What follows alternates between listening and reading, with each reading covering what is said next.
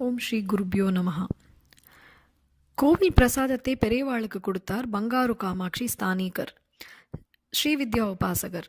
இப்படிப்பட்டவருக்கு மரியாதை செய்ய பவுன் தர விழைந்தார் பெரியவா. ஆனால் அவர் வந்த சமயத்தில் பெரியவாளிடம் பவுன் எதுவும் இல்லை. பெரியவா பழைய நினைவு காட்சிகளை அங்கிருந்தவர்களிடம் கூறினார். எனக்கு பட்டத்துக்கு வந்ததும் முதலில் பரிவட்டம் கட்டினது தஞ்சாவூர் பங்காரு காமாட்சி தான். அவளுக்கு பூஜை பண்ணினவருக்கு முக்கியமாக பவுன் ஒன்று தரணுமே என்று முடிப்பதற்குள் அங்கிருந்த பெண்மணிகள் தங்கள் நகைகளை கழற்ற ஆரம்பித்தனர். பெரியவாளோ, எனக்கு நகை வேண்டாம், ஒரு பவுன் நாணயம்தான் வேண்டும் என்று அவற்றை வாங்க மறுத்து விடுகிறார். நேரம் ஆக ஆக உனக்கு ஒரு பவுன் கொடுக்க முடியாது போல இருக்கே என்று வருத்தப்பட ஆரம்பித்து விட்டார்.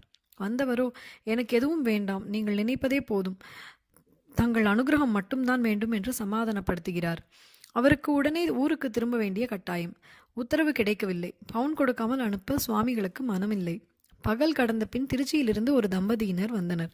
அவருக்கு சஷ்டிப்த பூர்த்தி நடக்கவிருக்கிறது. பெரியவா அனுகிரகத்துக்காக வந்திருந்தார்கள். பெரியவாளுக்கு முன்னால் ஒரு திருமாங்கல்யத்தையும் ஒரு பவுனையும் எடுத்து வைத்தார்கள். எங்களுக்கு ஒரு பிரச்சனை, பெரியவா அதை தீர்க்கணும்.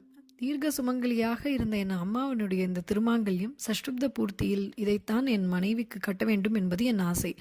ஆனால் சிலரோ அது தவறு, புதிதாகத்தான் செய்து போட வேண்டும் என்கிறார்கள்.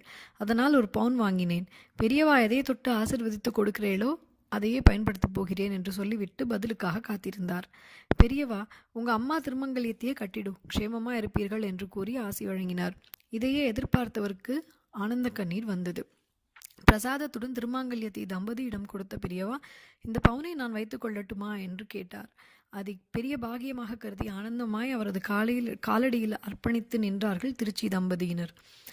பெரியவாளும் மகிழ்ந்து அந்த பவுனை தர வேண்டியவருக்கு கொடுத்துவிட்டு அவரையும் வந்தவர்கள் காரிலேயே அனுப்பி வைத்தார். அவர் மனம் வைத்து விட்டால் அந்த காரியம் நிறைவேறாமல் விடமாட்டார். சந்தர்ப்பங்கள் தானாகவே வந்து சேரும். இப்படி அனுகிரகம் பண்ணுவதற்கு வந்தவர் வராதவர், தெரிந்தவர் தெரியாதவர், வைதவர் வாழ்த்தினவர், கேட்டவர் கேட்காதவர், ஏழை பணக்காரர் என்று எந்த பாகுபாட்டையும் அவரிடம் காண முடியாது. அருளையோ பொருளையோ அள்ளி அளிப்பது ஒன்றுதான் அவருடைய கோட்பாடு. சதாசிவ அனுகிரகதா என்று வர்ணிக்கப்படும் அம்பாள் ஸ்வரூபமே அவர் அல்லவா?